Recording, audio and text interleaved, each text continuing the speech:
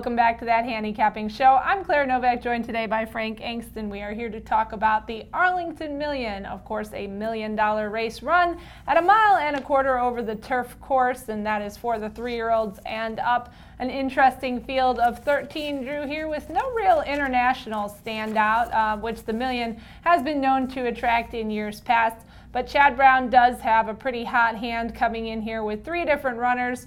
And Frank, you're going to pick one of those European horses. But first of all, how do you think the race sets up overall? I mean, it looks like an equal amount of early speed, middle runners, and late runners. So I don't think pace is going to be a huge issue with this race. It should be pretty honest pace, and everyone should get their chance, assuming they get in a good position for their horse. And we have a horse in here, Shining Copper, who will be part of that early pace scenario. And what the Ramseys did, they won this race in 2013 with Real Solution via the disqualification of the Apache. But what they did last time out in the United Nations for Big Blue Kitten, who comes in here off that win, they sent out Shining Copper to set the pace, and it worked quite well. Big Blue Kitten was able to rally into that, and Shining Copper ended up finishing not a bad 4th in his first grade 1 attempt. So he's a horse who will be part of the early speed, but then you also have some horses in here like Quiet Force, who have proven to be able to go early on as well. The horse that you like, how is he? Maverick Wave is the horse I'm picking, and he's coming off a pair of wins, shipping over from Europe. And both of those races have been impressive. Based on the notes, I haven't gone and watched his races yet, but he seems to race near the pace too. I suspect he'll probably be off some of those early runners that we've had here, but he should be in the top 3 or 4, I would think, and hopefully get in a good tracking spot and make his move. All right, I'm going to talk about a couple of horses here that in their last starts have run into some traffic trouble, and maybe we'll have the tables turned today and get a clear run. I'm picking on top the second part of that Chad Brown trio, and that would be Slumber. He's the winner of the Manhattan, and then last time he ran second to Big Blue Kitten, but he has a valid excuse in that he was steadied pretty hard at the 5/16 pole, and then he continued on with a very good late run. Just didn't have time to get up to Big Blue Kitten. He was second by 1.5 lengths. So I really do think this is a talented horse. They've been pointing for the Million all season.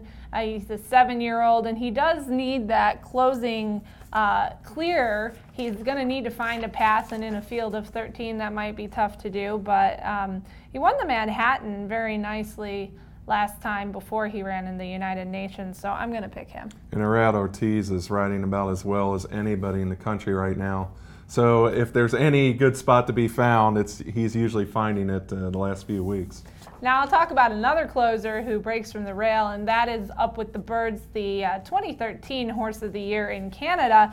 And people are saying that this horse has kind of lost a step this year. I'm not really sure that I agree with that, because in his past 2 starts he's been 3rd in graded stakes, and both times he had a very valid excuse, including last time out the Arlington Handicap, which is a grade 3. He was bumped pretty hard and then got fanned very wide. He still finished up well to be 3rd. I do think that he has a lot more talent than people give him credit for, and now he's with new trainer Graham Motion, so they've been targeting this race. Last year he ran 4th in here, kind of just tossing him in to see how he could do at the end of a long season, and this year they've specifically had this race in mind and worked to get him here. So I don't think he has lost a step. He's a 5-year-old son of Stormy Atlantic. He still has plenty of run in him for a turf horse, and I think he's going to be right there. Well, he's definitely consistent. If you throw out the trip to Japan, he's just always consistently in the top 4. So very impressive horse, very impressive career. And yeah, I don't see any reason why he couldn't be in the top 3 here.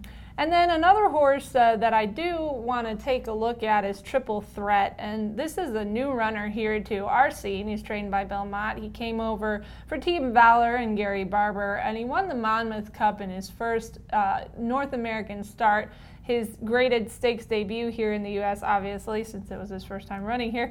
But he also ran with a very good, very game finish. Only won by a nose, so not so much of a margin there. But I'd be interested to see. Now, I know I'm aware that I've picked 3 straight closers, so if anybody is going to go off and steal the pace, then I'm kind of out of luck here. But I do like the fact you're talking about Maverick Wave, that he can be in that second tier type and maybe doesn't need to come from as far off the pace to get the job done. That's kind of the style that I like to have on the Arlington turf.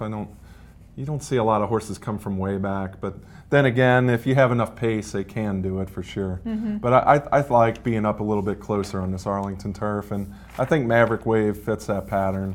Team Valor horse in here, Triple Threat, ran a nice race in his U.S. debut at Monmouth. The figures kind of aren't there with some of these other European horses, but maybe he improves again off of that and runs big again. He'll be a horse worth watching for sure. Yeah, I definitely like him to finish third, and I would just take a look at a bunch of the other races on the card on Saturday, because it is their big festival of racing. You've got the Beverly D, and the Beverly D and the Arlington Million are both Breeders' Cup Challenge win and you're in events, so we should see some very nice horses. The Beverly D has Euro Charlene and Stephanie's Kitten coming back for another try, and we'll keep you posted with all of our coverage at bloodhorse.com. But Frank, it looks like it's going to be a pretty good weekend. Yeah, the Arlington Million's always a fun day. Yeah, absolutely. All right, well, as always, we want to thank Equibase for the PPs, and we want to thank you for watching That Handicapping Show.